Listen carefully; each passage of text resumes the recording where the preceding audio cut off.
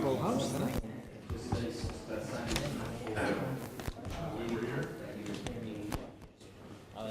Chief, do you have anything you want to add when we talk about the hazard mitigation? How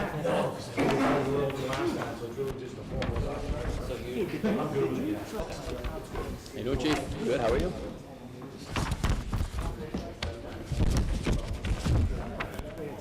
He said he's going to see one, so I didn't see it. I know he's driving by a lot, so I don't know if he can see it. I've been bird dogging the place. Good evening, sir. How are you? Good evening. As far as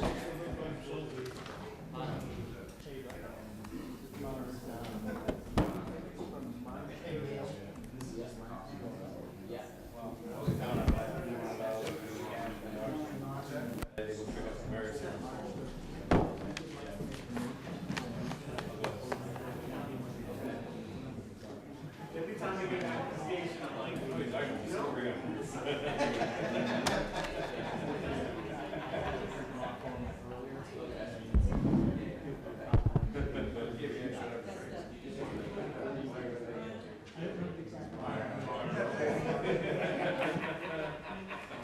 so I guess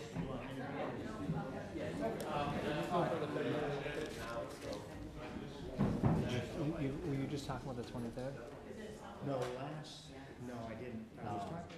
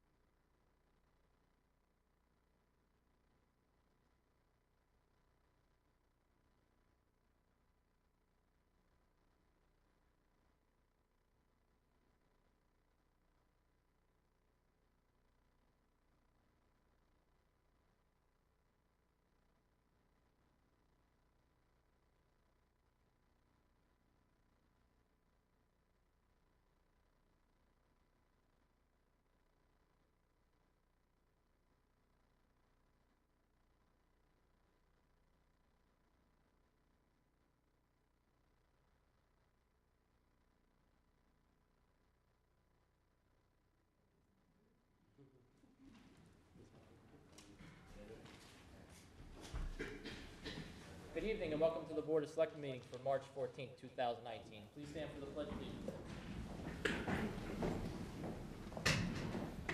I pledge allegiance to the flag of the United States of America and to the republic for which it stands, one nation, under God, indivisible, with liberty and justice for all.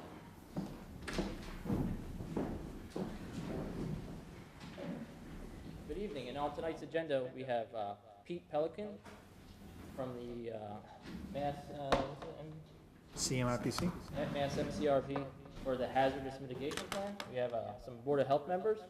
We have Jack Romo to discuss his Boy Scout project. And for discussion items, we have an approval for a road race, a men's club request, a dog park proposal, a technology equipment policy, some school funding request, possibility of a discussion for 6 Main Street, traffic study, and some appointments to various boards. Is Mr. Pelican here? How you doing, sir? Hello, yourself, Mr. Chair. Can you please introduce yourself? For the record, my name is Peter Pelican. I'm an assistant planner at Central Mass Regional Planning Commission. A few months ago, you guys were here, met with this board, and we went over the town's hazard mitigation plan. Correct. I guess since the last time you guys have updated it all, and you're just looking for final approval? Correct. So the plan was submitted to MEMA and FEMA after review from the board in a 14-day public comment period. FEMA approved it back in October of 2018. Since then, there have been 0 changes. The only changes were an insertion of the dates of the last Board of Selectmen meeting, the public comment dates, along with insertion of the agenda and sign-in sheet. And after tonight, there will be no changes other than the date of tonight's meeting and the insertion of the signed certificate on adoption. Any questions, sir? So, just so that I'm clear, so when you were last in, there's no updates other than dates, there's no policy or procedure changes that have been made to this plan? Correct. Okay. Things that we know. Things that we know. Anything, sir? Nope. And then, we did discuss it with the fire chief, and he's okay with it. So you want to make a motion to accept? Okay. I make a motion that we accept the Upton Hazardous Mitigation Plan prepared by CMRPC. Second the motion? It's unanimous action? Thank you very much. Thank you. Appreciate your time. Thank you for having me. Thank you. You bet, thanks. We'll be in touch. All Let me right. get to the circles.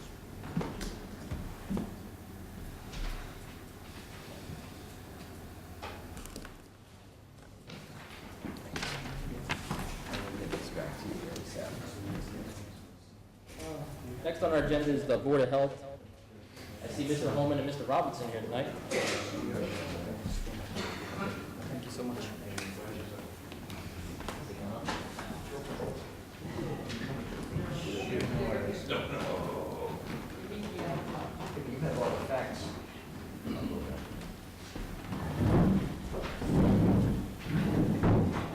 Good evening, gentlemen. We asked you here tonight to talk about trash and recycling. Yep. Ready for town meeting, so. Yep. I'll turn it over to whichever one of you gentlemen would like to do the talking. No, go ahead. I don't care. There's really no change from where we were in the last meeting, which was the joint meeting with the FinCom and the Selectmen.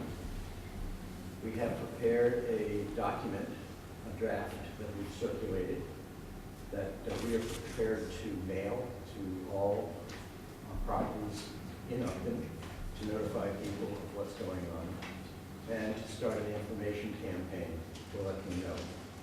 In the meantime, we believe that it is very important to continue our refuse collection and disposal program, including the recycling program, such as it is, and hope for some changes in the state law in respect that pertains to those. And that's about it.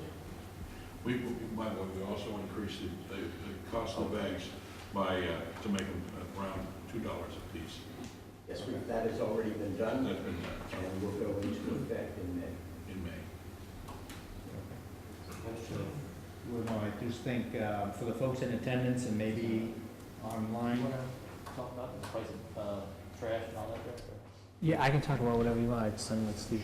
Sure. Did you No, have that's- something to say first? I was just gonna kind of hit those two numbers, the Okay. 410,000, and it looks like we're gonna be able to fund 290,000 through the program. So we'll have a shortfall of about 120,000, is that right? Right. Okay. That's the increase. That's wrong. Basically, that's the The increase. increase. And the reason why is because the Chinese don't want to take any more of our recyclables. So if you haven't been watching the news, it's not just in Upton or in the state of Massachusetts. It's a countrywide issue that people don't know, that there's no place to send the recyclables. So the choice is, that's the reason why the price has gone up on recycling, collecting recycling. So it puts us kind of in an uncomfortable position because the community has gotten used to recycling. And if we stop recycling, then there's a fine that the state will impose on us. So we're kind of between the rock and the hard spot. And I think the differential, before recycling paid for itself, it no longer does. And the differential is approximately $68 a ton of recycling material that has to be sent to the landfill, or to to the burn plant. Right, and so just to make that clear for folks, so up until this year, right, it didn't cost us anything to get rid of our recycling and have all the recycling picked up. That's because we were under contract. Got it. And now that they had, the trash hauler had an opportunity to renegotiate the contract at $68 a ton for what used to be free. So that's what's led to this increase in cost of about $120,000, part of which you're mitigating by raising the cost of the bag fee, of the bags. Right, which won't be felt until the end of the year because it's what we collect during the year. But Yeah. correct. Yeah, and how much are we recouping by increasing the bag fees approximately? I think it's somewhere around 30 to 40, but somewhere between 30 and 40,000. Yeah, okay. $39,660 is what essentially what we're talking about. At $20 a roll, competitive with the other communities around us. There are some communities that are much higher than that, but we Yeah. felt that $2 a bag was about as far as we should go. Mhm.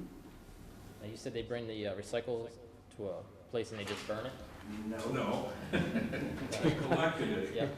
But the dilemma is, that one of the dilemmas is that people are putting, and believe it or not, unclean recyclables in. So they have to sort it out, to get the clean stuff, and they send the clean stuff away, and the other stuff they sort out and burn. So one of the options we have is to just not stop recycling and then just send it all to be burned. So there's only one collection. But the dilemma with that is that our tonnage will go up then. So it's damned if you do and damned if you And don't. they are retrieving about $12 per ton from the recycling now, where before it paid for itself, so it was about $80 a ton.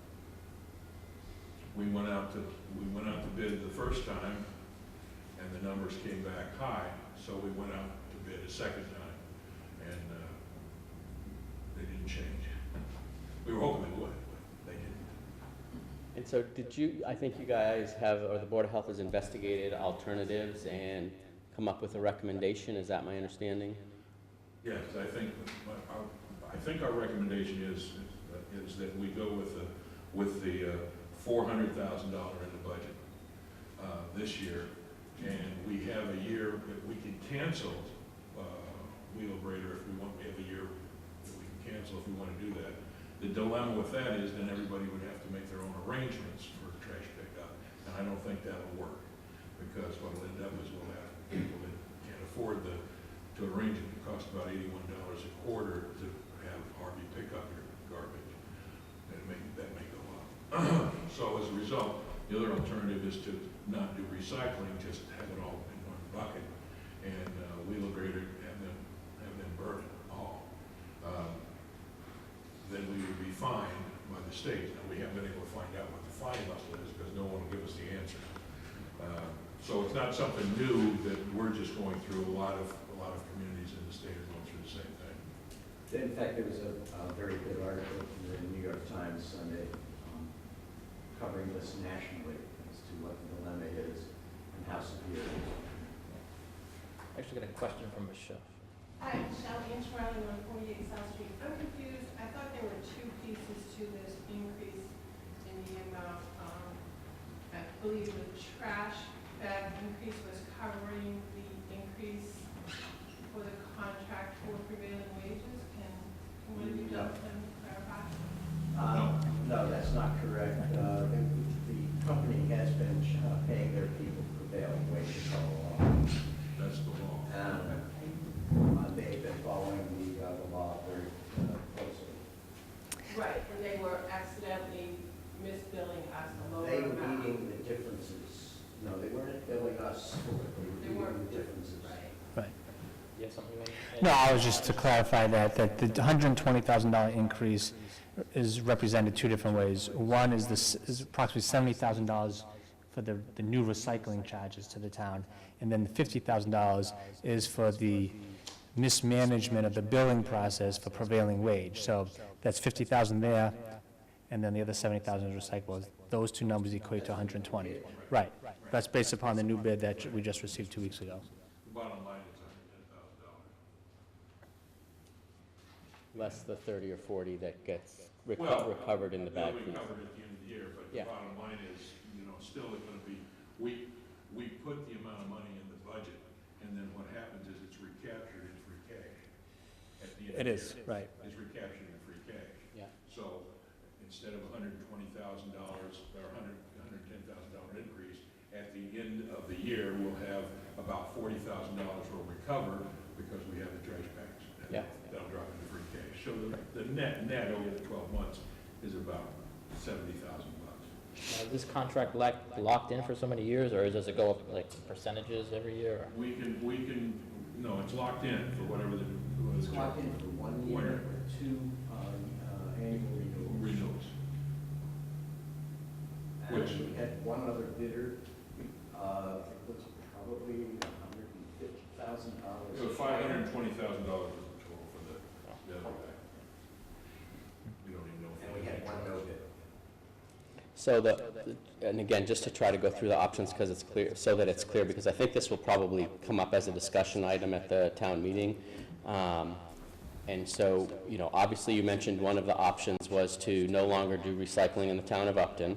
Right. There's other option that I've heard you mention, which is potentially going to another town or community that has a recycling center, whether it be Blackstone or That's Westboro. an alternative. So That's what an would happen alternative as there well. is we do just a trash collection, and then each individual will be responsible for taking their own recyclables to another facility Yeah. to recycle. Now, there's some people that I'm sure will do that, and then there's a lot of people that won't. Mm-hmm. Most would not do that, and they would end up putting it into the waste stream. Yeah. So we're still going to go Yeah. have an increase in cost because of the increase in Yeah. tonnage. And then the third option would be to raise the bag fees to cover the full $110,000, $120,000 difference. I'm not saying it's a good option, but that would be another option. We'd have to double the bag fees. Yeah, it would be probably like a 50% increase in the bag fee, right? No. It'd be like $4 a bag? $4 a bag. We, the town, has never done that. It was never a pay-as-you-go program. Yeah. And it's always had a portion of it covered from the property tax. Right. real estate tax. And so that's the fourth option is, People some money back when they pay their income tax, because they get to write that off to $10,000 now in the tax law. so that's the fourth option then, is to have the taxpayers pay for it out of property taxes to maintain the current, maintain. That's what we do now. That's I'm what talking we about the $110,000, the $70,000 net dollar difference Yeah, it would Right. be in the budget. It would be in the budget. It's supposed- paid out of property taxes. Yeah, that's the budget we run. That's my point. So there are four different options that I just outlined. Are there any other options that you're aware of? Okay. And so I think that's going to be the discussion that happens at the town meeting floor, is that people really have those choices. And the first choice is, do you want to recycle or not? If the answer is yes, you want to recycle, then you're either bringing it to another town, or you're paying for it out of bag taxes, or you're paying for it out of property taxes. And so either way, people are going to have to make a decision about what they want to do. And part of the reason the Board of Health is here tonight is to facilitate this conversation, to get the information out there, so people can be informed and prepared for this discussion. I think it's awesome that you guys have put that letter together, and that will go out to the entire community to get the information out there. We certainly don't want anyone to be surprised by this discussion, so it'll give people a lot of time to think about what their perspective is and discuss it. There'll be no excuse for not knowing about it, because we're going to do a mailer, we're That's- going to post it on the website, Yeah. it's going to be Yeah. all kinds of different ways to No. get it out there. Newspaper article. That's awesome. And that was the most important thing. Like, I didn't want people to show up and be like, hey, what's going on with trash? What? It would derail the whole conversation. So this is The prudent. board, we decided that the best thing to do is to put the full amount in the budget, Yeah, because that's the choice without any penalties. yeah, Beyond that, then what happens is if we reduce that and say, well, let's go with this or let's go with that, then we have our exposure to a lot of other dilemmas Yeah. facing town. yeah.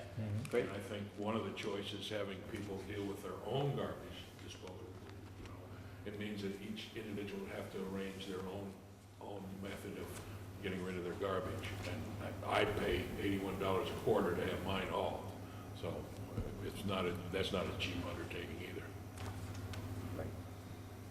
Right. Any other questions? Yes, I do have one other, and this may be a better question for Derek. We're changing from Vadar from Excel spreadsheet. So as you said, where we're gonna now plug in that $400,000 number, what is that gonna be a change from? Did we previously have that budgeted at 280? 290 to 410. So it'll be 290 to bumped up. 410. Okay. So 410, not 400. Well, yeah, whatever the number is, yeah. Okay, all right. So that's just, so that's, again, alluding to what my colleague said, that's the number that's gonna jump out at people. So we just wanna make sure that, you know, we've done an We're gonna see adequate in the job budget. looking, Yeah. educating That everyone. was one of the discussions, we talked about it at length on the best strategy to put it in the budget, and we decided as a committee that the best thing to do was put the full amount in, and then let people determine whether that's what they want to do going forward. Right. Anything else, Mr. Simons? Anything else there? I have nothing else. Anything missing, manager? No? I think you answered all our questions. Okay. We appreciate you guys coming out. They weren't the right answers, but Well, nobody wants to pay more money. Everybody's in the same boat Yeah. around the they whole are. country, so. I think Boston is paying $100 a ton. for Actually, we got a recycling. very good price from. Really? And a lot of the other communities have changed their haulers to Harvey. Really? Yeah. Oh, that's good. We're very lucky. Hopefully, good. They can figure out the recycling thing and they start taking it again, and I don't think that dog's gonna hunt ever again. Because we don't do a very good job of sorting our trash. yeah. But hopefully it'll be easier for next year. You know, if that's, Well- if we have an option for next year and the numbers stay the same, Yes. you know, perhaps we can adjust the bag fee a little and close that gap even more.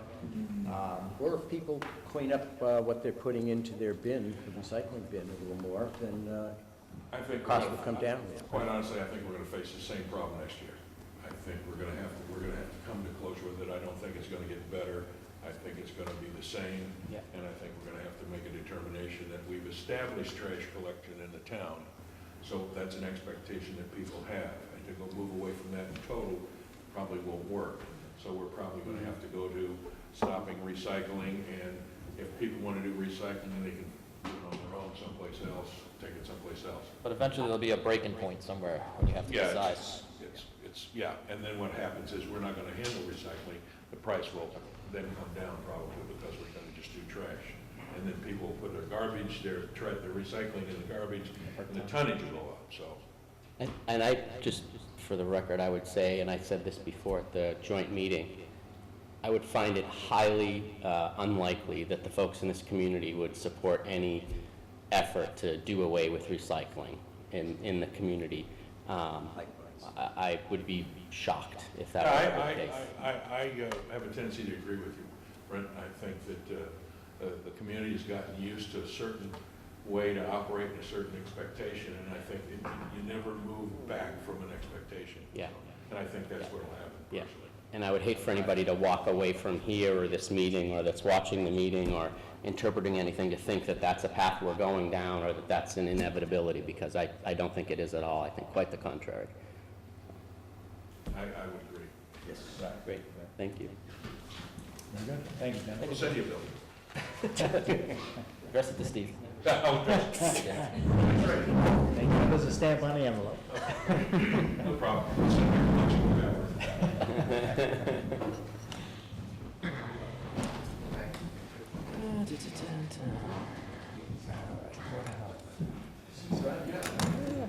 Next on our agenda is Jack Roman.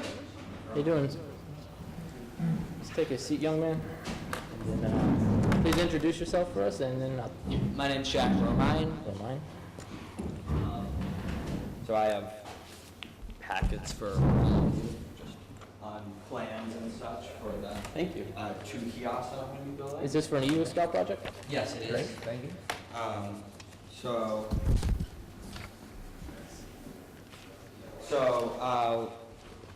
one of these kiosks will be built at Kiwanis, and then the other will be built at Zero Green Lane. Both kiosks will be roughly 8 feet tall, and in the packet there are projected locations for the 2 kiosks.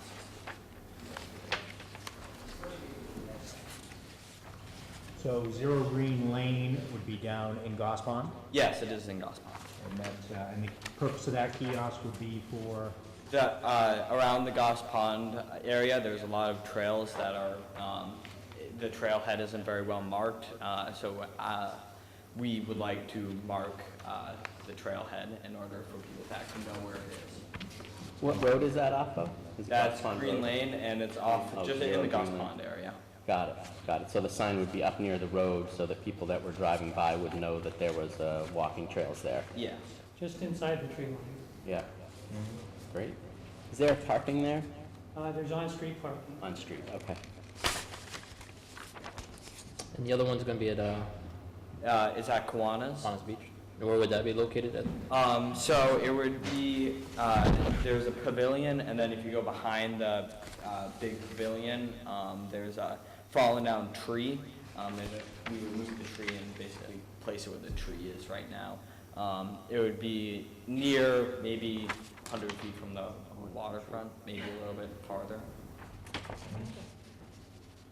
and are the trails between the, where the softball or baseball field is and the lake? Right Yeah, in so there it's is- behind the softball, baseball field, and then just a little bit around the lake, and I think it cuts back Okay. past the softball and baseball.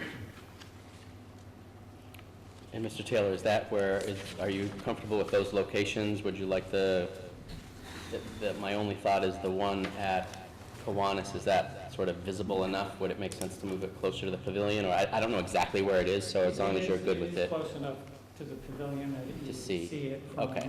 the beach and Yeah. and walking in and out of the Ramsey building. Yeah, I will say one thing, and I'm Bill Taylor, by the way, to 11 North Street, and I'm a member of the Land Stewardship Committee, and Jack is doing this project for us, and I'm very thankful for that.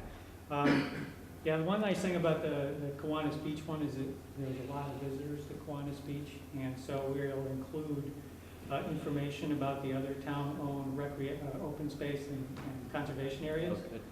So that'll, it'll tell people more.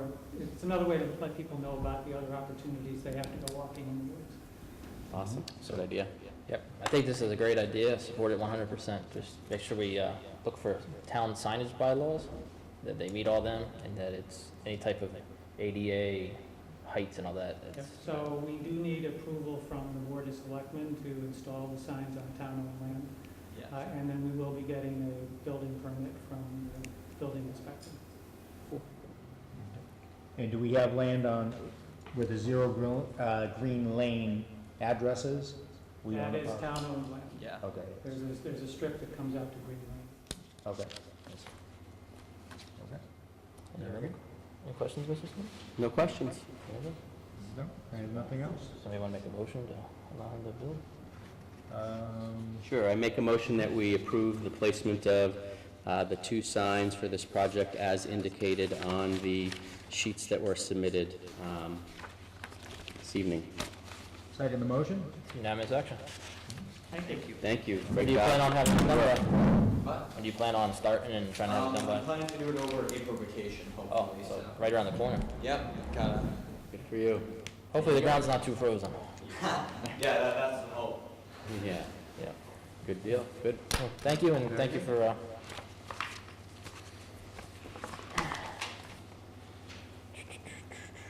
Okay, you guys ready to move on? Yep. So, item 4.1. In our package, we have an application from the Mendon Upton Regional Teachers Association for their annual road race to be held on April 7th, 2019 at 10 a.m. Sandy, have they got the police chief and fire? Yes, all public safety is signed off. Okay. Do you have any questions, Brett or I do not have any. somebody want to make a motion? I make a motion that we grant a request for the Mendon Upton Regional Teachers Association Road Race to be held on April 7th at 10 a.m. I second the motion. That's unanimous action. See, there's some gentlemen from the men's club. Tonight we have a request from the men's club looking for assistance to offset costs for public safety-related items at the annual fireworks. My name is Brad DiDio, currently Vice President of the Upton Men's Club. I've been running the fireworks festival in Upton for the past 12 years. This is a similar request that we've made in the past 2 years. The request is for $6,000, which will be used to offset the cost of several safety items, such as tents, sound systems, so that broadcasts can be heard across the field in case there's lost children, et cetera.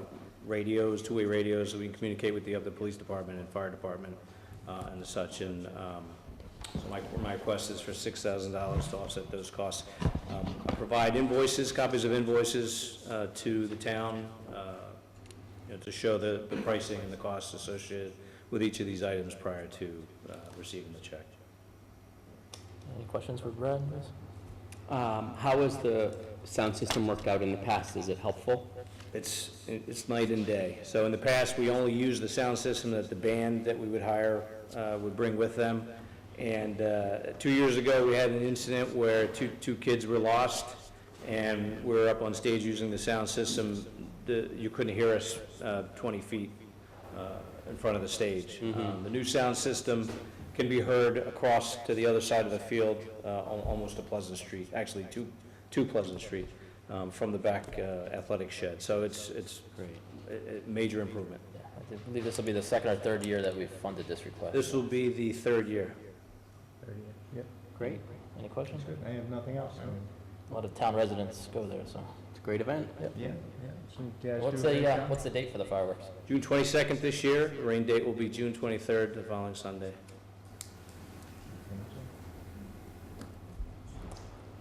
You want to make a motion or Brett to make it? Go ahead if I you'd can like. make it, sure, yeah. I make a motion that we approve the expenditure of $6,000 from the Bachelor Knowlton Trust to the Upton Men's Club for use of, or for the use of purchasing security, sound system, and details for the Upton fireworks. Is that the right trust? I think so. Is that the right trust? Say that again? The Is that the right Bachelor Knowlton Trust? I thought that was We what have the two school different board was ones we looking can for. choose from, so I wasn't sure. I I just can looked at give the you- email from, hold on. Because I know the school One I was just looking sent for that earlier. one. Oh, which one is it? William Knowlton? William Knowlton, yes. All right, good, I'm glad you caught that. Second the motion. Unanimous action. Yeah, so the William Knowlton Trust. Yeah, I was looking for one for the school department. Thank you, Mr. Good? Thank you very much. Thank you, sir. Have a good night, Brett. Mr. Harrell. Good evening, sir. You're here tonight Thank you. to start the conversation on the possibility of developing a dog park in town. Yeah, so I was interested in doing an exploratory, and I wanted to get your guys' take on it and what various suggestions you could make to me in regards to possibly, pushing this forward and possibly having a dog park in one of our local green areas that we have available to us in town.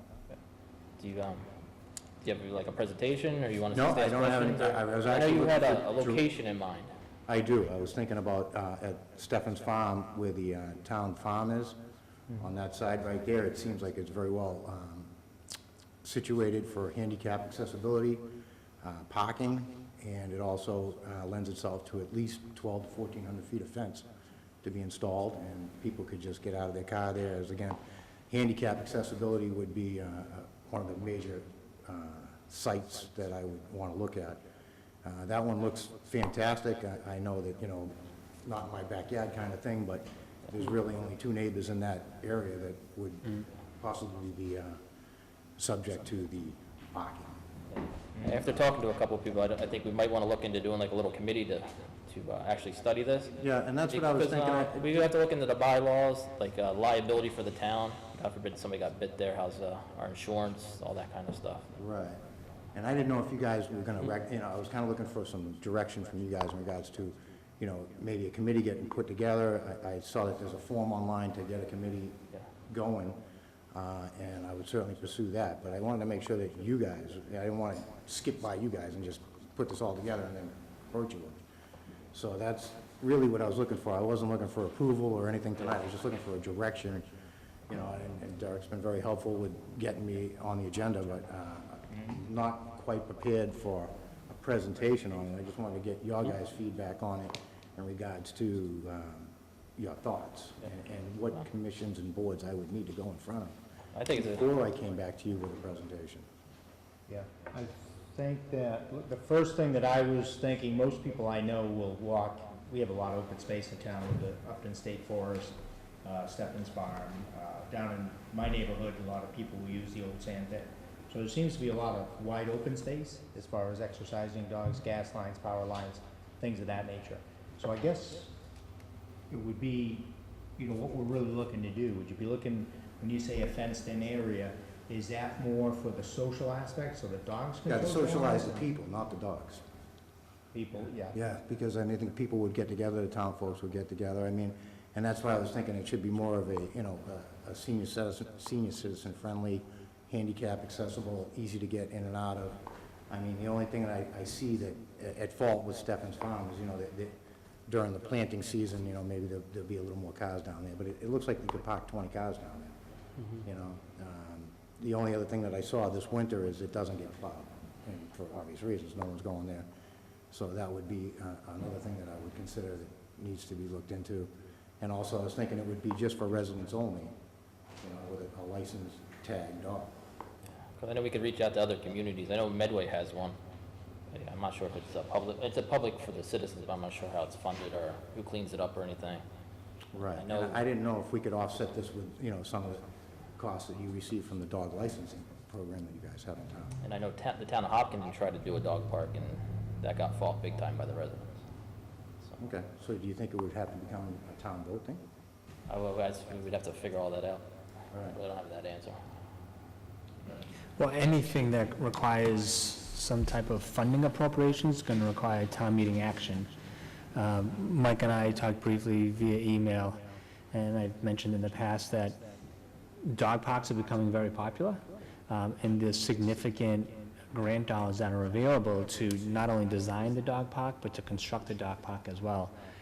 My time in Plymouth, a committee was organized. The committee came back after about 6 months of research, presented with the Board of Selectmen 3 different parcels that they could develop a dog park in. The Board of Selectmen chose one. They went ahead, I think they received a $100,000 grant to design the dog park and a couple $100,000 to construct the dog park. They then moved to the next step, and they developed a 501c3 to manage the dog park. So for the town of Plymouth, they developed a dog park at zero cost to the taxpayers. So it's something to consider. I mean, I think at the end of the day, I wouldn't want to, add to our budget, actually have a budget to manage, or, obviously expend money every year for the dog park. I think if it's a one-time expense, that would make sense, but I don't think I'd want anything revolving in the budget. Right. And I guess the only other thing I can think of is, it may be a good idea to get some feedback from the animal control officer and see, what he may think. Right. I don't know if there's any issues out there that may be lurking. You had mentioned Hopkinton, what may be common issues or detractors from this program. Right. I mean, I attend the one in Tufts in Grafton, and that's a great little facility. Just it's a little drive out of town to get there, but it seems to bring the community together.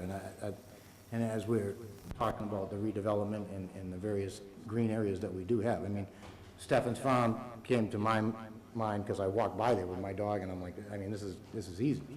But there's plenty of other opportunities in town that would, maybe a little different parking situation, or it may restrict a little access for senior citizens and handicapped people, but, I mean, there's certain stuff that we could work out, I'm sure. Again, I really wasn't prepared to give you like a full presentation and show you where I wanted to do it and all that. I want to get you guys feel for it and make sure that, I wasn't going down a road that you guys are like, man, I can't wait till this kid stops. I can't speak for these two, but I'm in support of supporting you and moving it onto a feasibility, dog park feasibility. And this committee size, do you think how many people should be on that committee? 3 or 5, that's all. 3 to 5.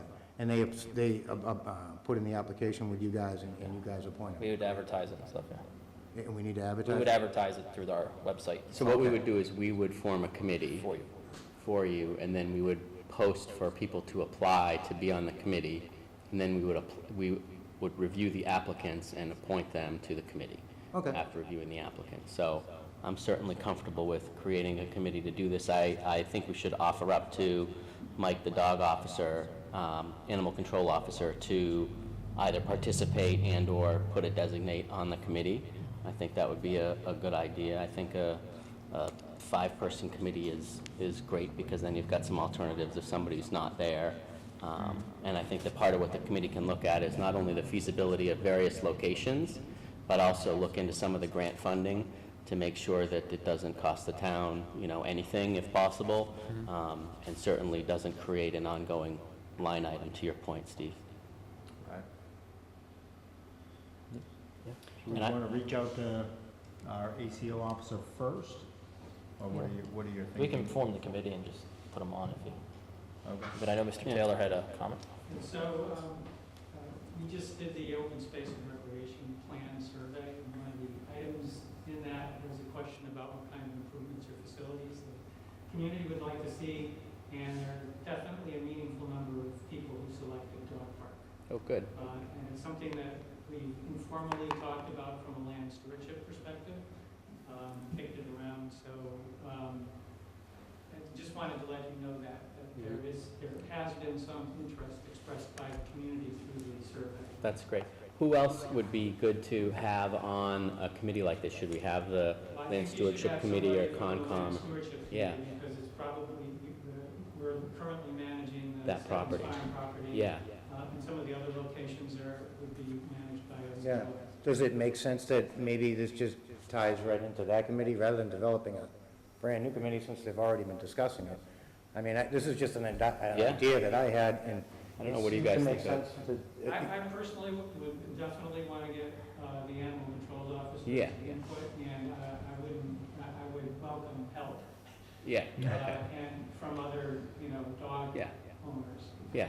And that could be a good way to get a couple of new people involved in doing things for the town and all that. There's a lot of people out there that are passionate about their dogs, And I think you should be on would it, you brought the interested. idea. Well, so. and I have no problem being on Yeah. on the committee, but I guess, maybe I should have just, I wasn't sure who I should partner with, so that's why I came. Yeah, no, it's I guess- perfect. That's I what you guess- should do. I That's guess what the we're here for. question, I think what Mr. Howell was saying is, could it be a charge to the Land Stewardship Committee, Correct. and you could participate? Yes. Would something like that work as opposed to a whole new committee? I think Yeah, that's and kinda I what think you're developing thinking. a whole new committee, when these guys have a very good handle on what's going on, the trail markings, the kiosk, that kind of stuff's already Right. going on. I mean, we don't need another committee. What we need is get me involved with these Just guys. charge, and, maybe charge get your going. committee with that. I mean, and I know you, like you said, you want help, I want help. That's why I'm here. So, no one wants to charge down that road by So themselves. I can't speak, of course, for the whole committee. Like I said, though, it was something that we were considering, and certainly in my own mind, I was considering it more strongly because of the number of people that responded to the survey that they were interested. So why don't you let the stewardship committee meet, and we can talk about it? When's your next meeting? And our next meeting is the first Thursday in April. First Thursday in April? And we welcome you there, and we can talk about it there as well. And then we can put it back on our second Tuesday in April Yeah, agenda. and if it Okay. turns out that we are, we feel we Yeah. can do the work effectively and fairly, Mm-hmm, we'll do that. We'll let you know. yeah, okay. Okay. That Yeah, sounds so we just reapply, right? I mean, we'll have your meeting, and this is not something we need to do in a short And- term here. This is something that should be really I'm an thought out. equal opportunity animal advocate, so could you also look into creating a cat park? I'd like to be able to let my cat go to a park with like some bouncy balls and scratching posts. That one sounds like it needs a committee. Very well done. Excellent. That's a committee, and you're not going to lead that one. Not at all. Awesome. I do have one other quick question. As far as, I think the area that you're talking would be kind of, most of Stephen's Farm is on the, I guess you could call it probably the north side of Mechanic Street. Right. And I think the other area that we're talking about is on the south side. So approximately how big, would you recall how big that area is? There's Oh. 8 acres. Mr. Penko is here as well. I might be able to say something. You're right, Stephen's Farm is on both sides of Mechanic. The side, the community garden and the parking area which you're talking about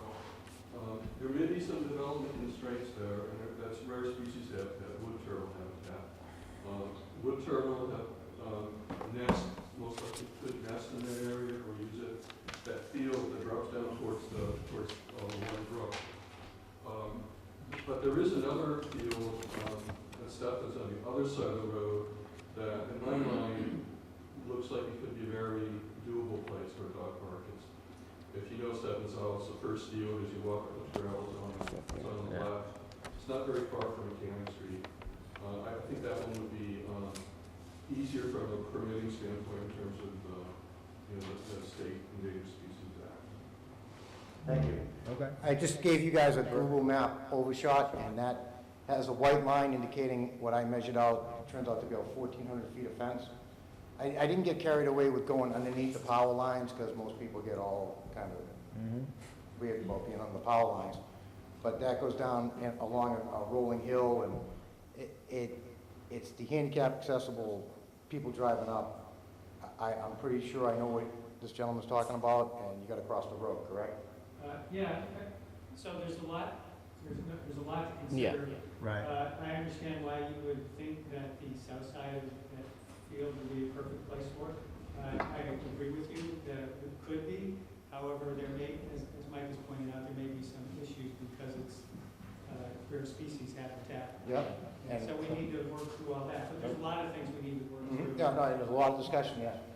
When I did measure that out, though, I did consider that, the local habitat as far as deer, being able to get by it, around it, that kind of stuff. So I didn't like pin it against the marsh water or anything like that, you know what I mean? It was kind of respectful, being an outdoor person myself, that we wouldn't want to make it unpassable by the nature's animals. Well, I think we got the solution. Good. We'll wait to hear back from you guys, and we'll get going forward with this.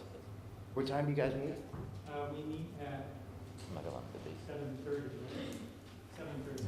7:30 in town? Yeah, it's downstairs in the Right. conference room. All right, first Thursday. Quite a few moving parts to this, so. No, yeah. Great idea, though. was Good to just- take the just leadership. bring it up, and I didn't want to walk by you guys and then, meet with these guys and then.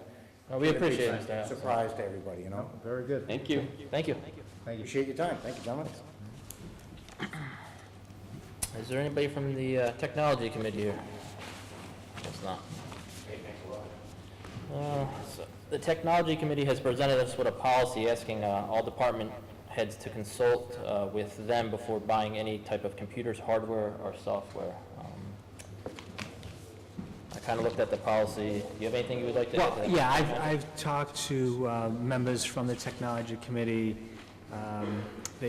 This is the final draft after multiple versions.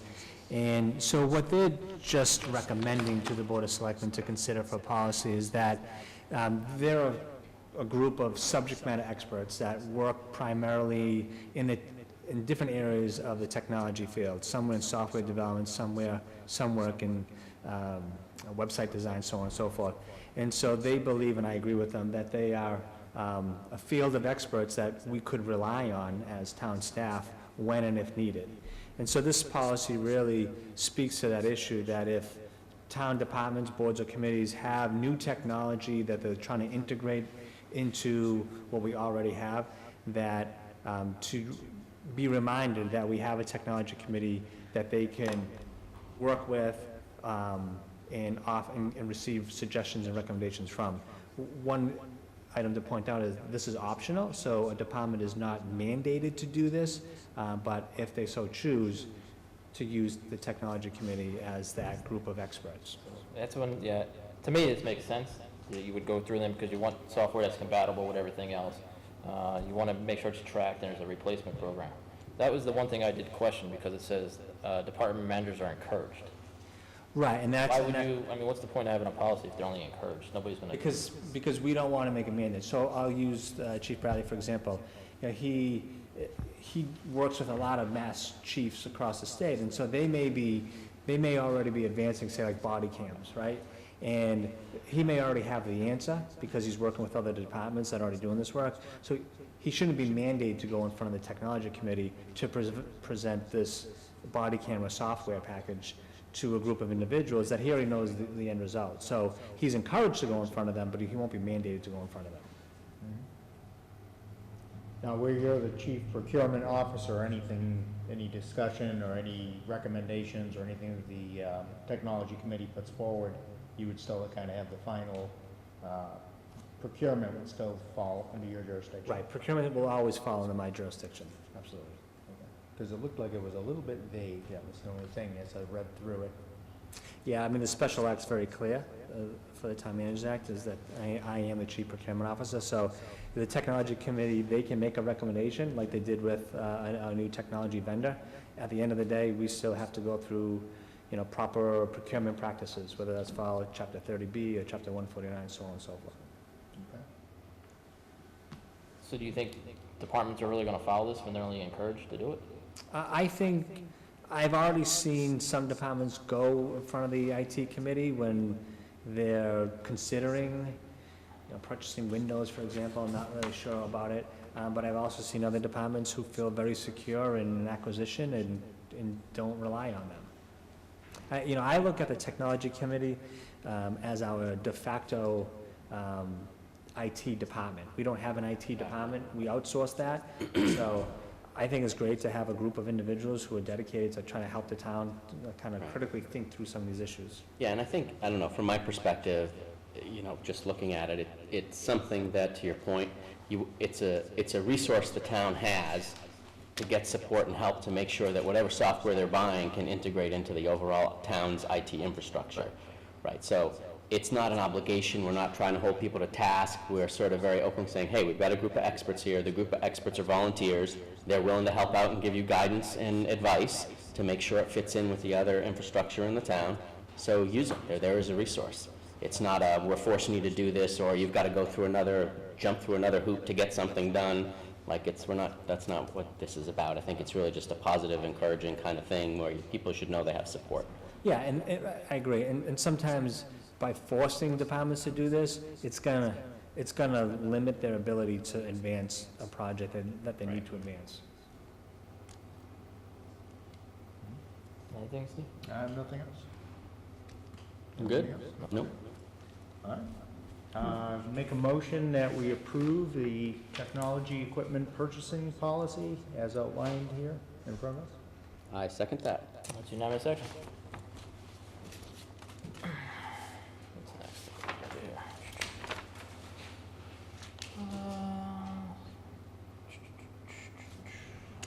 The next is Mr. Byer. Next on the agenda is a request from the school committee for approximately $110,000 to upgrade the playground at Memorial School. They're asking for money from the Bachelor Nolchen Trust Fund, which was set up for school improvements. Correct. So, So you have a copy of the trust itself, I believe, and you have the letter. I was made aware of this trust back, I think, when I was here about the Racine Fund. My understanding in reading through it, and maybe somebody that's smarter than me would know more, but it appears that the only thing you can really use that money for is for maintenance and upkeep on school buildings. The thing kind of says that it's under the control of the school committee, but I believe when that was written, there was an Upton School Committee as opposed to a Mendon Upton School Committee, and it doesn't seem to me that the Mendon Upton Regional School District School Committee can, in essence, appropriate money out of a trust that's in your books and not ours. It seems at least we have to go through you and say, look, is this okay that we, look to use this for this kind of thing? The treasurer collector that I've talked to, he kind of thinks that the school committee actually does have that authority, but to me, it's still, I think that you guys are the ones that have to say, yeah, go ahead and do that. As far as the project we're looking at, the one in the letter we referenced is for at Memorial School. There are 2 kindergarten playgrounds that have a rubber surface that is deteriorated dramatically and needs to be replaced. We've been working toward trying to do this for several years now, but we just haven't had the funding to do it. We did Clough School through Mendon CPC. They paid for it, maybe in 2014 or 15. I forget how long ago it was now, but it was funded by them, so I had approached them. And I've approached the Upton CPC as well, but obviously you have 2 playgrounds and not 1, and it's a lot of money. And we just never quite have gotten to the point where we could bring it to a town meeting. When I was made aware of this, it seemed like this would be a great way to put this money to use and also help improve the building itself. As far as the cost, like I said, it was $50 at Clough when we did it. I'm guessing that since that was 5 years ago or so, it's probably going to be more than that. That's why I said around 110. We have not gotten an official quote because we've called the guy out so many times. I didn't want to do it again until we knew that you guys were in agreement that this would be a good use for the funds. Quite honestly, since then, in the last 3 weeks, we've had another issue at Memorial with the security camera system there, where the DVR that records everything basically just died. So we do need to upgrade that, and we would definitely be interested in trying to install a lot more cameras, so we had full coverage inside and outside the building, which we don't have now. I think we have 6 cameras. So I would almost want to say, could we look to do something like that as well with some of this money? I don't know if there's other plans for it or other uses that you have. I don't know that you have other schools except a memorial that the town owns. Now, is there any other projects coming forward? Because I know you mentioned something about a boiler one time. The boiler's at Nipmuc. I'm not 100% sure you can actually use this at Nipmuc. I mean, I was thinking Memorial only because Memorial's there. The boiler at Nipmuc works, it's just we've had some maintenance things and it's 20 years old. Quite honestly, the boiler we're having all the trouble with right now is at Misco, and it's 4 years old, and we're having more problems with that than I really want to get into tonight. That's basically draining our budget this year. But that's something else. A boiler project would be fairly expensive. I mean, you're probably talking $1 million to do something like that. But I'm just guessing. So we haven't done that. To me, quite honestly, the first thing that came up were these playgrounds, because they really do need to get done. We're at a point where we don't even let kids out all the time because there's just such big rips and tears. So I'd love to be able to get that project done, but then, like I said, the camera thing came up. And we do have a quote for that to do the 6 cameras, which we're going to have to do because they're not working now. We have to have something, but I think the whole quote to do them all was like $15,000. To do the 6 was like $5,000. So that's something else I'd like you to consider that wasn't in the letter that was sent to you, but has come up. Would you be able to get us a quote for both? Yeah, if you guys are of the mind that this might be a good use, then I'll have the guy that does. So the playground thing, we can get a quote, but quite honestly, because it's so expensive, it really needs to go out to bid. We did it at Clough. I know we're going to get 1 bid because nobody really does this work, but we still have to officially go out. Once it's over $35,000, you've got to go out and bid on it. So I can use his quote, put together an RFP, post the RFP, and then see what we get for responses. But I can get a quote first because he knows, I mean, like I said, we're not going to, it's like some of the RFPs. I don't know if you guys have the same problem, but you put out RFPs and nobody bids on them except one guy. Now, the security system, would you be upgrading the system if you went for the 15? We would be putting in a new DVR, which we have to do anyway, but it would be all new cameras because the cameras that are in existence aren't compatible with the new DVR. It would be a digital system as opposed to an analog system. The person that does it is Sunset Sound, so it's Bob Magley. Now, I would ask if you did something like that, you'd talk to the police chief?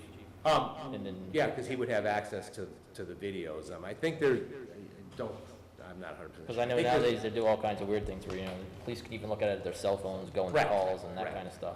I think that's what we did at Nipmuc, and I think they have access to it. We just did it at Nipmuc over last summer. And I want to say we put in 35 cameras, something like that. We need to get coverage at all 4 buildings, quite honestly, but right now I'm taking them one at a time. So Memorial's the one that came up. But yeah, absolutely, the police would have access to the feed as well, and that way we would know what's going on. There's so much activity in these schools, it's incredible. Right. And unfortunately, vandalism does happen at a time, and it's nice to be able to see it on camera and point to them and say, there you go. Any questions, Mr. Matano? I would just think the way that it's drafted, it probably would be beneficial to have a meeting with the school committee and just make sure that, get their input on it. And, again, it would be nice if you had a solid quote on the expenditure or expenditures. Yeah. I can get that quote probably in the next couple of weeks. The school committee is the ones, they reviewed the letter before it was sent out. I mean, quite honestly, I drafted it, but they reviewed it and voted it at a meeting and sent it because it does need, according to the trust, it has to come from the school committee. But I'm here to represent them. Yeah, that's kind of the, unusual the way the wording is. I actually keep a copy of that deed, and it's, pretty ambiguous, so. Yeah. Just the way, yeah. Like I said, it just doesn't seem right to me that the school committee in and of itself can just say, yes, Upton, spend your money. That doesn't generally work that way. Right. Anything, Mr. Simons?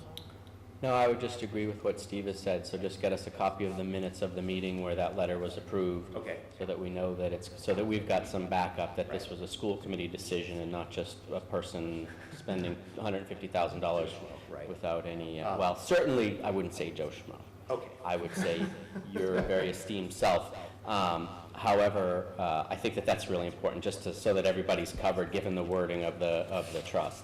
I can send those minutes to Derek Yeah. tomorrow, And and we'll that- have those, yeah. and I will work on getting a quote in the next couple of weeks. That's I can also great. send you, if you consider the security camera thing, I have that quote now, and I can send that to you as well. And I personally would support using it for that as well. My view of these funds, and I think I've said this before, is it's not our money, right? It's the family's money that entrusted it to the school committee and us by de facto to distribute for use as the school committee and the schools see fit. So I don't necessarily find myself in the position of having to determine what appropriate or inappropriate uses are. Just know that when the money's gone, it's going to take a long time for it to recoup. So this is sort of your one shot. It's not going to be here next year. You're not going to have it the year after that. You're going to have to wait another 20 years before there's money in here to really do anything significant Was with. there a portion of it that's accumulating interest? Because I wasn't clear of that. If it There's was an just a lump expendable sum. amount, and then. There's a non-expendable principal amount, I believe. or- 108. Oh, okay, so there's something that's generating interest. Exactly. And that's what's going into. That's these exactly right. Okay, So that makes what sense. you're spending is the interest, but the interest is accumulated probably over 30 years. Probably more like 60 or Or something. more, exactly. I mean, no joke, right? It is, because it's $100,000, so you got to figure, right? Or $200,000 on $100,000, it's going to take a long time. Right. So just know that you get sort of one shot at this, Oh, and as long absolutely. as this is the right thing. So as long as you're clear on that, the school committee's clear on that, it's not our money, use it for the cameras, use it for the playground. The other thing I was going to say is, you know, as you're redoing the flooring of these playgrounds, just make sure that I'm sure they were, but if they weren't, let's make sure that they're ADA compliant in terms of the surface and the accessibility and all those things, so. All of that, and, you know, the purpose of this kind of flooring is apparently so if a kid falls off the equipment, they bounce, so Yeah. to speak. Yeah. But yeah, the company that does it, they know all of that. I mean, the whole area is accessible already, so that's not going to Good. change. It's just the surface itself, Good. what's underneath it to give it its spongy feeling. Okay, Huh? You No, the know, one- the other thing that we've experienced is we used to clear them of snow.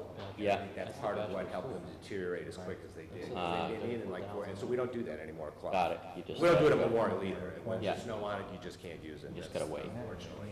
Yeah, It goes. Oh, right. right. Like the grass. Yeah, pretty much. I mean, you know, I just wonder if the camera portion of it, Yeah. as we did with the laptops, if the camera portion of it may fit better out of that particular fund. I'll have to reread the will, and reread the purpose of the trust funds.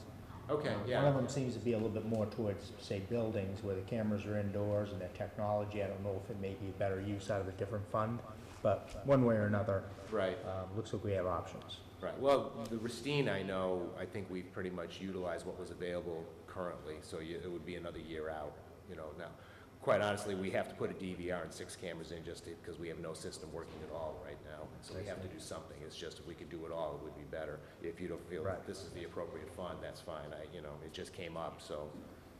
Right. It occurred to me as they failed, it was like, oh gee, I wonder if we could do this as well. Yeah, I mean, Right. it says right there, by school committee for care of schools in Upton, so. Right. Yeah. Well, like I said, that's why I was thinking maybe we Yeah. could have the school committee come in. Yeah. And just vote Right. jointly. Well, I mean, we meet together so much frequently that Yeah, exactly. it's been like a Might be whole some week. All kinds of good reasons, right? Might be Yeah. some questions. All right, I will forward the minutes, Questions? and I will get the quotes, and we can go from Might be there. I some mean, this is a questions project in that the would happen in audience. summer anyway, it has to happen when school is out, so there's not an urgency. Say something? Cameras we need to do rather quickly, and I'll send you that quote as well tomorrow, just so you'll have it. But you're confident on the timeline here that you have time to get it done before school comes back into session in September? Yeah, it's takes about a month to do. Okay. So, yeah, I believe he could tell us, no, I'm already booked up, but I'm hoping that that's not the case, so I'll find out tomorrow. The cameras are a more immediate issue that we probably need to, I'm trying to get it done at April vacation, quite honestly. Just, one thing, if we do upgrade the playground, that it's, meets all these requirements for the ADA, Yeah. so, that was, Yeah, that's what I had. I leave that to the people that actually do the work, that they're compliant in all forms and fashions, so. Anything else? Was that it? No, thank you. Thank you. All right. Okay, Good. great seeing you guys again. See you too. Thank you. Thanks. See you later. That was her thing. Yeah. Let's see. Next discussion item is talk about 6 Main Street. Derek, would you like to? Yeah, Is this from the EDC, I believe? Sure, so if you recall, a couple of months back, the property owner of 6 Main Street approached the town and asked if the town would be interested in acquiring the property, which is the property, the dilapidated building to the right of the library. And so we've circulated that amongst boards and committees, and especially the EDC, Economic Development Committee. Given the work that they're doing with the town center visioning project, which is happening this coming Saturday, another big meeting, they believe that this parcel could be another critical link to redeveloping the town center. So they offered their support, and the town continuing to pursue acquiring this property. So that being said, I went and sought some costs to appraise the property, so that'd be the next step.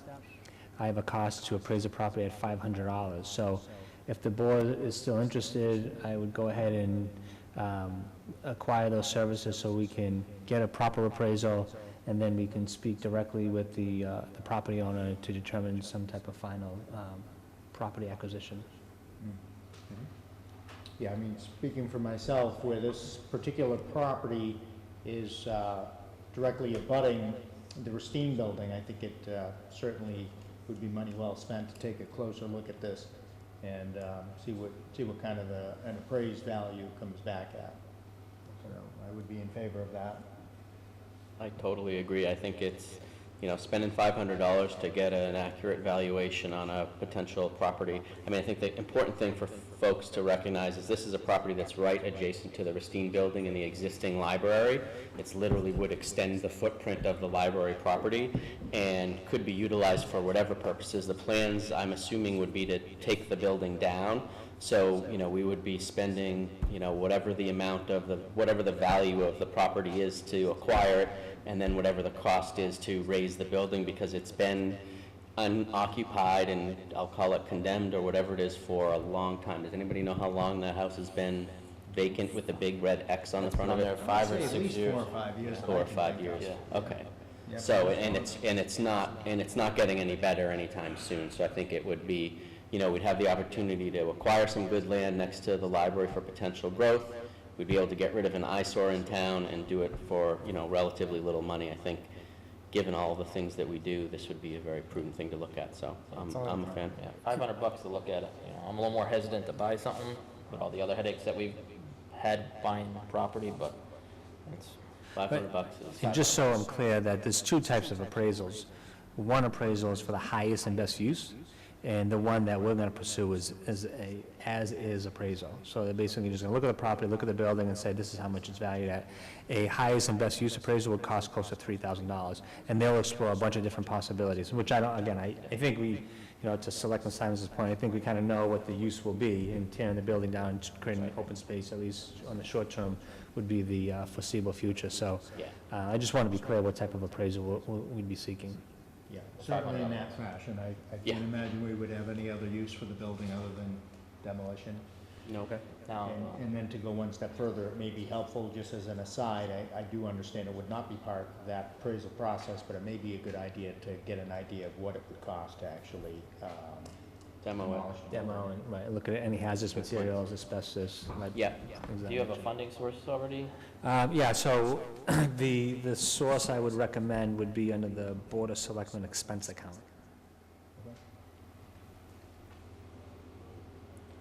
Great, and then what would be we should find out about the cost of having the demo estimate done.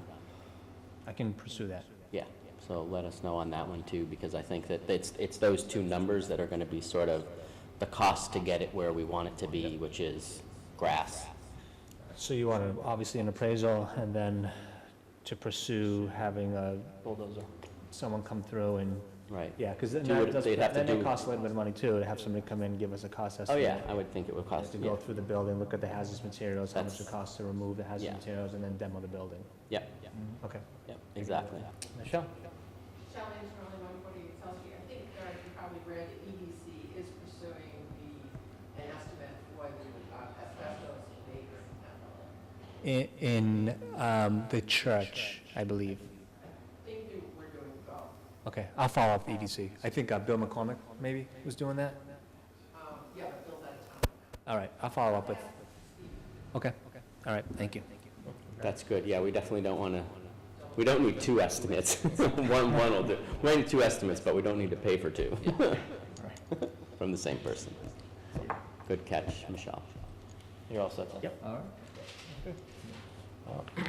Our next agenda item is to, a few months ago, we received a request from a citizen asking for additional stop signs at the intersection of South Street and Chestnut Street.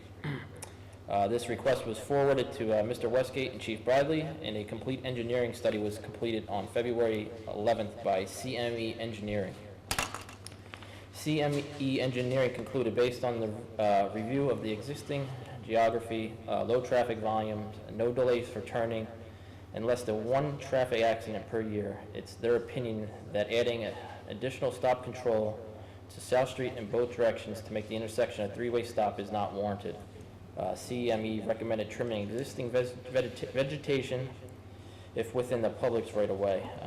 So basically, I just asked you guys here to review that report and then decide to accept CME's recommendation by not adding any more stop signs there. And I think, to go one step further, when Mr. Westgate was in a few weeks ago, I think we did ask him, and he was planning on taking care of that, trimming and cutting back of that vegetation that may or may not impede the vision.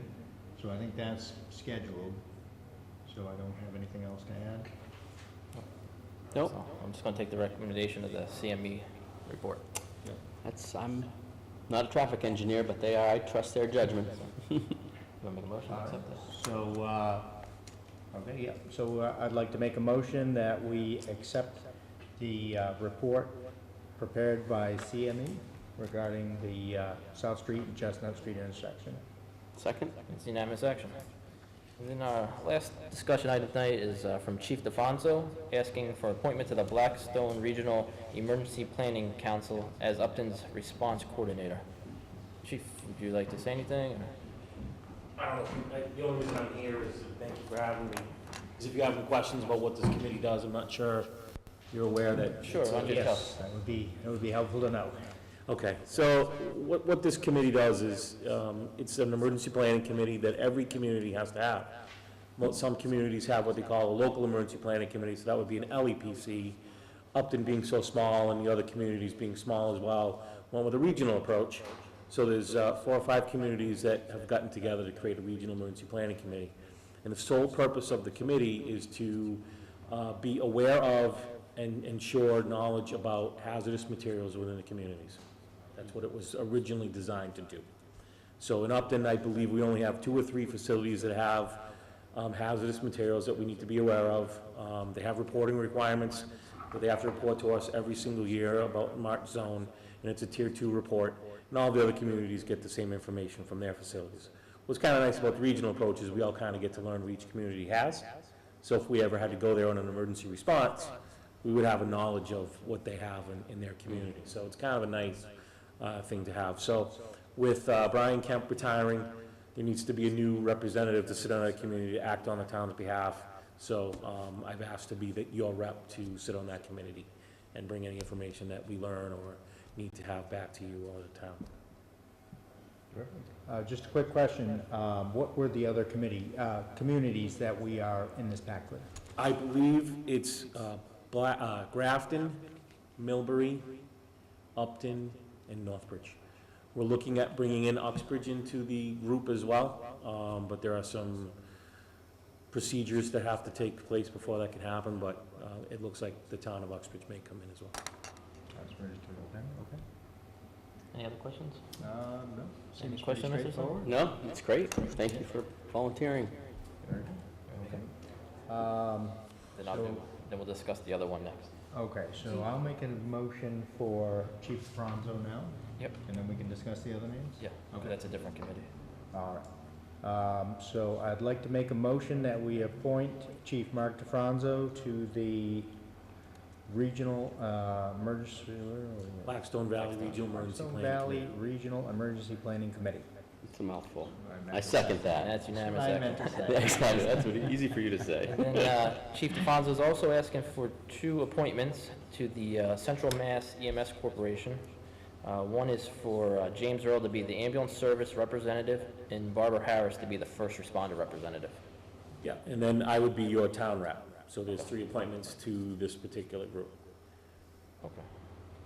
So the Central Mass Emergency Medical Services Committee is the committee that serves Region 2 in the state of Massachusetts, which predominantly is all of Worcester County.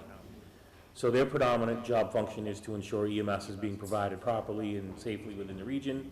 They're also in charge of the CMed radio operations, which is what ambulances use to communicate to hospitals, both within Worcester County and maybe even outside of Worcester County if need be. So each community is allowed to have 3 reps, one being a town rep, one being the ambulance service rep, and then one being a first responder rep. Again, with Brian retiring, I looked at who was sitting on this committee. The town really only had 2 reps, so I thought we could do 3. James Earl is our EMS coordinator, so I would like him to be our ambulance representative. Barbara Harris, who's been in EMS a long, long time here for the community, I think would be a good first responder rep.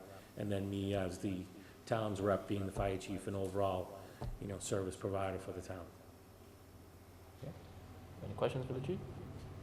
I don't have any. I have no questions. Okay. You have a question? Okay. Okay. So I'd like to make a motion that we appoint the following people to the Central Mass EMS Corporation Committee. The ambulance service rep would be James Earl, first responder representative would be Barbara Harris, and our town representative would be Chief Mark DeFranco. I second the motion. And that's unanimous action. Mr. Town Manager? I just, before the chief leaves, I had on my town manager report to announce the grant that the fire department received, but since the chief is here, I thought maybe he could talk a little bit about it. Sure. My first week here, I was given a ton of paperwork, and one of these was a grant opportunity from, and I'll probably get this messed up, but it's through the Volunteer Firemen's Association Corporation Group, which the DCR, Department of Conservation and Recreation here in the state of Massachusetts, is a part of, and they had a grant opportunity for us to put in for a matching grant of up to $2,000. The department needed some, what we call dump bags or water bags that you may have seen in the street that we use for firefighting operations. So the department decided to go for that, so I signed off on it, and we hadn't heard anything from this group for quite a while, so we just got notified about 3 weeks ago that we were successful in obtaining the grant. The grant total was for $1,900, so I have to match that with another $1,900, so the total that we will have to spend towards dump bag operations will be $3,800. Very good. Approximately how long, when you say that amount of money, what does that get us? Is that a year's worth of supply? No, we're actually going to be buying equipment, so if you've seen Tanker 1, there's a big green bag that sits on the side. That's got duct tape all over it to keep it in service so we can use it. The hope is to replace that, and then buy another dump bag to put on Tanker 2, so that both tanker trucks would have dump bags that they could drop the bag, dump their water, and go get some more, so that the truck doesn't get stuck there. I see. And so that, in that case, the bags would last 10 years? Oh, yeah, definitely. Yeah, we're looking at trying to get an aluminum frame so it's lightweight for the firefighters. And then we're looking to get, and I forget the name of the material, but it's not vinyl. Vinyl tends to get very brittle in the wintertime. So we're going with something that's a little more flexible for winter-type operations. How many gallons? 3,000. 3,000. Because the tanker trucks are about 3,000 gallons each. So there's no sense in getting a bigger bag or smaller bags that you couldn't dump here. So it's basically buying a pool for the street. You could set up. Gotcha. And so that's so that you can leave water for a pumper to pump onto a fire while you go get more water. Correct. Yes. Seems like it's a good thing to have. Yeah, especially with the town having, limited hydration in the community. Yeah. We're not gonna have to rely on bringing our own water or else you're not gonna have it. Yeah. This is a really good piece of equipment to have. Yeah. Good. Great work. That's awesome. Thanks for getting that grant. Good. No, thanks to the department, they did all the work. I was just lucky enough to come in and sign my first week here, so we did a good job. Good. Any Thanks to news them. on the other grant that you were working on, the I radio? have not heard. Last I knew was the last week in February. The grants were being read by peer reviewers, So what we were told is we hadn't heard anything, you probably made it to peer review. I'm not always confident about the federal government. They were supposed to be read in January, but with the government shutdown, everything did get shifted. So they were supposed to review them the last week in February, and then they'll get scored between what you got in computer scoring and then the peer review to come up with a final score, and then they'll start to fund those. We did hear that there will be a very fast funding mechanism to get the monies out as quickly as possible, because you do have to have all the monies out by September 30th. So they're hoping to start pushing some of these grant acceptances within May, June zone. So hopefully we get something soon. Very good. Thanks, Chief. Thank you. Thank you. Do any of you guys have anything for recognition tonight? You're not? No, you do not. Town manager's report. Great. So I haven't had a chance to present much in town manager report since the last 6 weeks. We've been talking mostly about budget, so. You don't need to make up for it. What's that?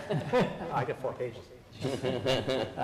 No, so the first thing I just wanted to mention, because it's really important, and I touched on it lightly, is that this coming Saturday, March 23rd, here at Town Hall, the Economic Development Committee, working with their consultant, will be holding another big community forum to continue the process of revisioning what our town center should look like, what types of amenities it should have, what types of streetscapes it should have, what the buildings, so on and so forth. So we've had a working group, members of 40 individuals have been meeting on a regular basis, and so Saturday's event is really to try to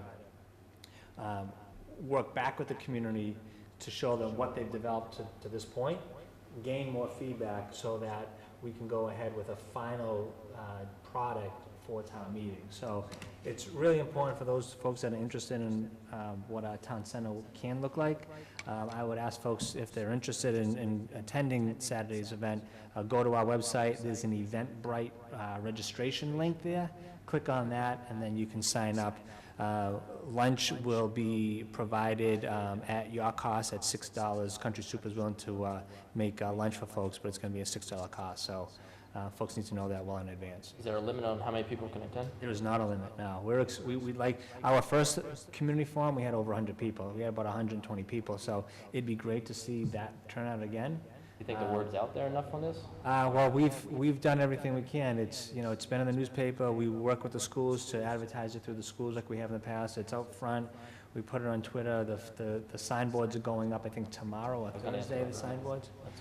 So That's what we're trying to hit every corner that we can to try to get the word out, but I just hear a lot about the signboards, so I'm glad you got that. Signboards make a big difference for some reason, but people love them. worth putting them out. And So that's a big event, and again, trying to get as many people there as possible. So moving forward, Dennis Westgate and I had a really good meeting a couple of weeks ago with Mass DOT. We actually traveled to Worcester and met with the District 3 director, his staff actually. And so just a couple of highlights I wanted to share with the public, that although we have an $11 million TIP project that's going to go from Hartford Ave North to High Street to Hopkinton Road, that project is going to be advertised this summer, which means it'll really probably be awarded in the fall, which, given our New England winters, probably won't break ground into phase 1 until spring of 2020. Now, we were expecting to break ground in spring of 2019. It's been really delayed 1 year. Right now, folks need to understand, those folks that are going to be affected by that, the DPW has already issued their notice of intent to those folks to let them know that we're going to be trying to acquire easements, whether that be permanent or temporary, for their properties. And so they'll get a follow-up letter this week explaining how much money the town is willing to pay for either temporary or permanent easement. So that's happening right now for the TIP project. At the same time, we're already scheduled for another TIP project, which I don't think people really realize. From William Street down to Brook Street, the state is funding their own TIP project where they plan to do a mill and overlay of 140, put bicycle lanes in, widen the sidewalks, and create hopefully some streetscape. During that conversation, because they've already had an engineer to do that surveying work for that project, which I'm thinking is going to probably break ground 21, they're saying. In the state's eyes, is probably really 22.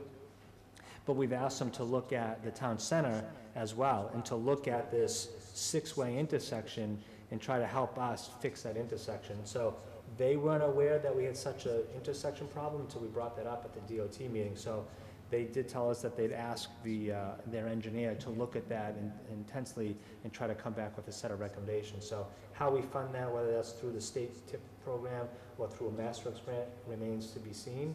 But we wanted them to know what we're thinking of the future for the downtown as they're thinking about just doing a repaving job. So that was extremely important. So you're going to see the $11 million project in the next year and a half up on Hartford Ave North area. You're going to see another $9 million project come down on 140. And in between all that, you're going to see a lot of asphalt hit our streets this spring. So as soon as the asphalt plants open up, we're hoping sometime in April, we have $11 million. We already executed a contract. Dennis has talked a little bit about that already.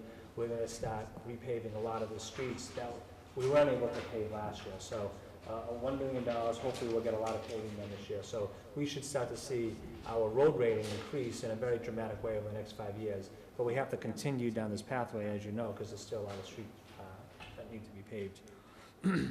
And there was an issue that was raised to me probably well over a year ago when I attend Millhouse Apartments for breakfast. The folks are challenged with crossing 140 in front of the Millhouse building. So we've been working with the state. They are set to restripe that crosswalk in front of the apartments and then put new signs, not flashing signs, but new crosswalk signs, I think 20 feet on either direction, to alert drivers that this is a crosswalk and they need to slow down in the intersection. So it's not everything we hope. We were hoping we get the flashing signs, but the state said they couldn't install the flashing signs. But we're happy to see that they're going to do the restriping and the. Did they say why? Was it money? They have I guess a reasonable explanation. They only place the flashing crosswalk signs in locations where they really feel are high risk. They do not want to place these at a lot of crosswalks because they feel that people will start to grow accustomed to them and they'll start to ignore them. So they're very intentional on the areas that they'll place those. And they didn't think that this would be a place that they wanted to put those signs. Are they gonna do anything with the crosswalk right out front? I'm hoping that crosswalk will be corrected through some type of redesign of this intersection. And then speaking of crosswalks, Dennis Westgate, Chief Bradley, they're working on the crosswalk with Steve Rackerton across from Coach Road, going across to the plaza. It's not a true ADA crosswalk, but we want to do something in the next year and a half until the TIP project comes through that area. The TIP project, once it comes through that area, will correct that crosswalk in perpetuity, but for now, we're trying to figure out something that we can do because that crosswalk is challenging and folks have complained in the past that it's difficult for them to navigate Coach Road apartments over to the plaza. So we're working on that as well. Hopefully we'll see that corrected in the spring. Moving on to some building repair. We've executed a contract with Gale & Associates to do the design of the police station roof. Tomorrow morning we have a meeting with them. They're already at 50% design, which is really good. We're expecting them to be 100% design by the end of April so we can go out to bid. The hope is that we have a contractor in place prior to schools letting out, because once schools let out, the cost will increase dramatically because all the roofers are going to go work on the schools during the summer months. So hoping to get a bid out by May 1st. And we've also, I think we mentioned in the past that our HVAC bid came in almost $15,000 less than we had originally anticipated. So looking for some cost savings there. Talked to Chief DeFranzo today. The hope is that if we can get a good bid on the police roof, we'll be able to do an addendum to that to go next door and repair the fire roof. The holdup on that could be is that if we exceed $300,000, we'll have to bid them separately. So if we can keep both of those roof projects under $300,000, we can do them collectively, which is really the goal. The Community Center Feasibility Committee, they have engaged Tarowski Architects for $30,000, and they're hard at work. They met yesterday. They're already in the process of laying out space, trying to determine the number of square feet, both the library, the Historic Commission, and the senior center would need in some type of combined municipal community center. So they're off and running, and they're already meeting. The EDC committee has engaged AJD Engineering, and they're now working across the street to do the structural engineering analysis for the church as well. Again, that's another critical piece of information we're going to need before town meeting. And then last, I just want to mention that Andrew St. George, our recreation director, will be recognized next week at the Mass Rec and Park Association's annual meeting as the new professional of the year. So a lot of good work from Andrew, and certainly getting statewide recognitions. So congratulations to him. Well, very good.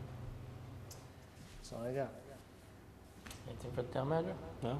Excellent. It's a lot there. Lot going on. Yeah, what's going on? Any new business, guys? Oh, sorry, just one question on the electronic voting committee. Did I hear that they met recently or had their first meeting recently?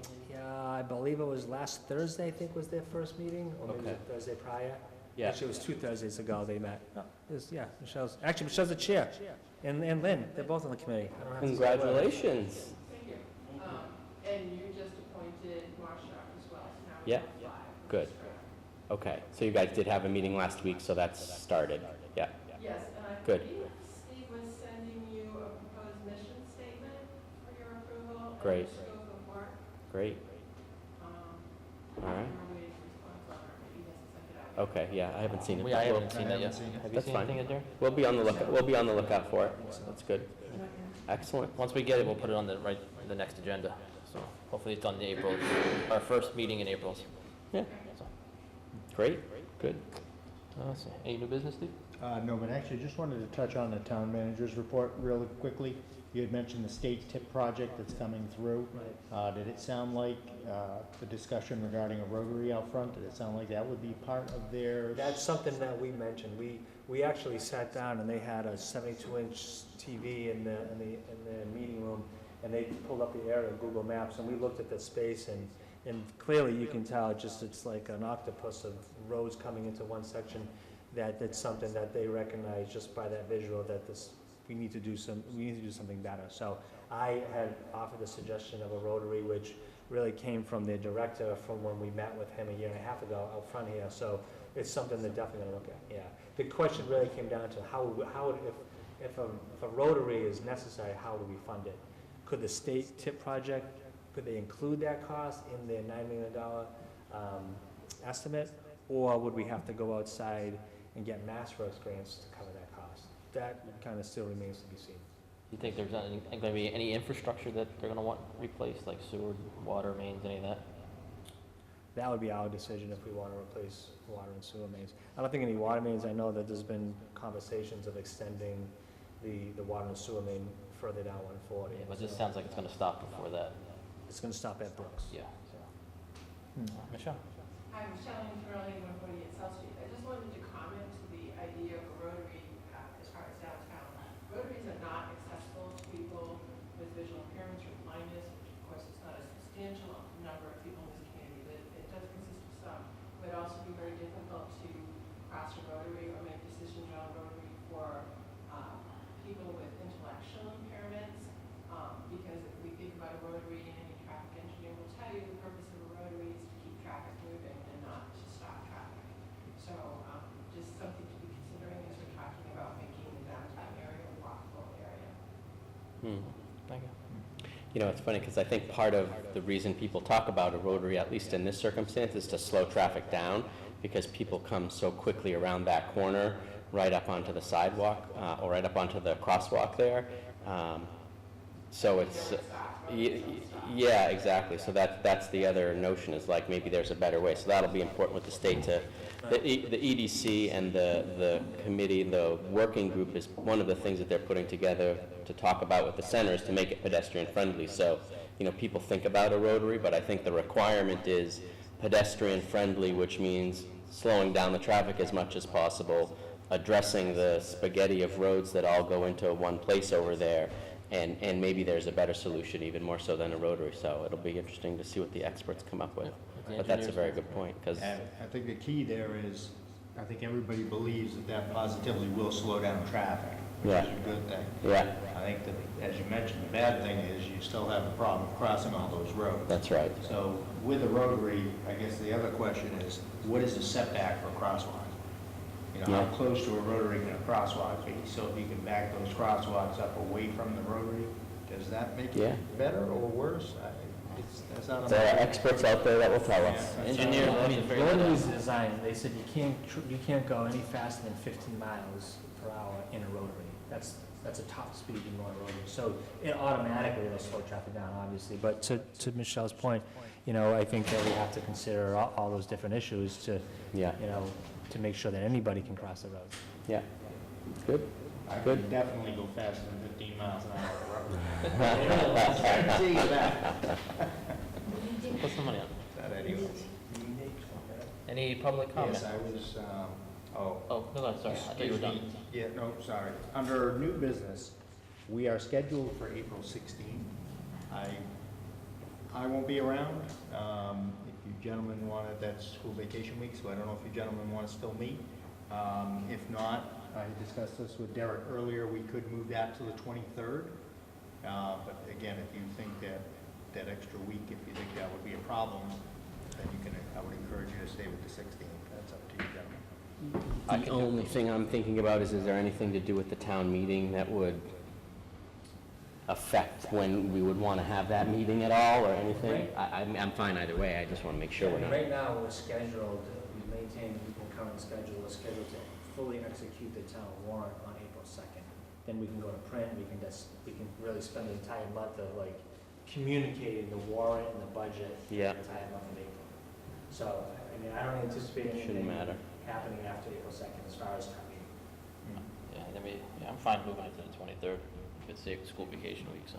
Yeah, that works for me. You Totally. good? Yeah, absolutely. That work for you, Derek? Yeah. Good, okay. Makes sense. 23rd it is. Yeah, I think at our next meeting, we do have to probably correct or shore up a few numbers on the budget. So we'll probably have a budget discussion. For the second. Yes. Yeah. The numbers should be pretty much done, right? So, We just wait for the The FinCom. DPW's, snow and ice numbers. Yeah, and we're also waiting for the final decision on the RecCom. So that. Lifeguards, that's right? fine. So I'm just thinking of kind of the mechanics on April 2nd. So the warrant, the way it's written, the budget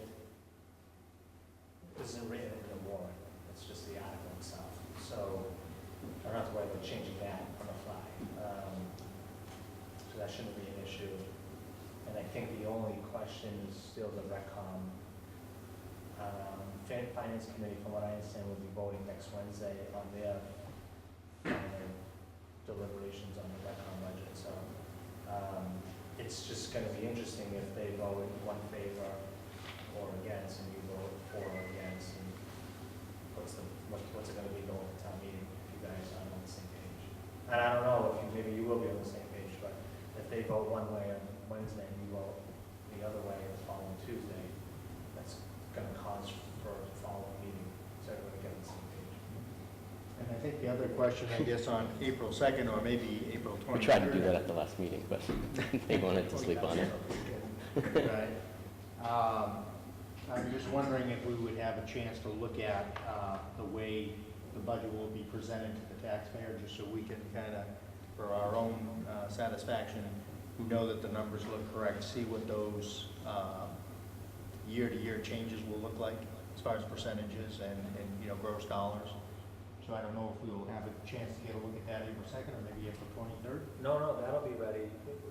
What you're asking is going to be, that draft product will be ready for the Finance Committee meeting, because that was their primary purpose of meeting next Wednesday, to go through what the Finance Committee report is going to look like. So, yeah, that'll be available for consumption by Tuesday, probably the latest. Okay. So can we just make sure we get a copy of that as soon as possible so we can review it and make sure that by the 2nd, right? Because we should show up, or you should have all of your questions answered before we show up on the 2nd, so that we're not trying to figure all this stuff out. So. Right. Yeah, that makes sense. Right, yeah. Anything else, Steve? No, other than we have not reviewed meeting minutes, so I don't know if you want to. Oh, I forgot about We did that. skip over that, so I don't know if you wanted to do that. You wanna make a motion? Other than we had no, actually, at our meeting last Wednesday, Brett and I had amended one of the numbers. I have it written down, but it's not in the March 13th meeting minutes, so I won't put those forward. Otherwise, everything looks good. Just the assessors, the assessors number. Okay. All right, On mine. So I make a motion that we approve the meeting minutes from February 5th, February 19th, and March 5th, The executive session. and also the executive session meeting minutes from February 5th. Second? It's unanimous action. I was in, can't believe I skipped it, I was in a hurry. Any public comment tonight? Don't see any. Any look ahead? So what'd you think? You came to see what it was like? Interesting. Interesting? All right, good. We could always use more help, not that, just because you're here, we're going to ask you for help. I come from Westboro, so it's, Oh, good. Well, welcome. been here for about 9 months and, Yeah? Do you guys have a dog park? we have a rotary, it's Yeah. a nightmare. Yeah. Right downtown. We have, I don't know. litter anymore, thank you. Yeah. Awesome. Well, thanks for coming and showing There's a interest. mile on either side, traffic. Really? Yeah. Yeah, it slows everything down to a crawl. Yeah. I go all the way around the town to Yeah. avoid it. Yeah. It's, Good. so hopefully we come up with a better plan. Good deal. Well, welcome, Doctor. Thank you. You bet. Very good. Any, new business, guys? I have nothing else. Anything you want? All set? You want to make a motion to adjourn? Make a motion that we adjourn. I second that motion. Unanimous action. I don't have the exact time. What time was it? 8:42. 8:42. All right.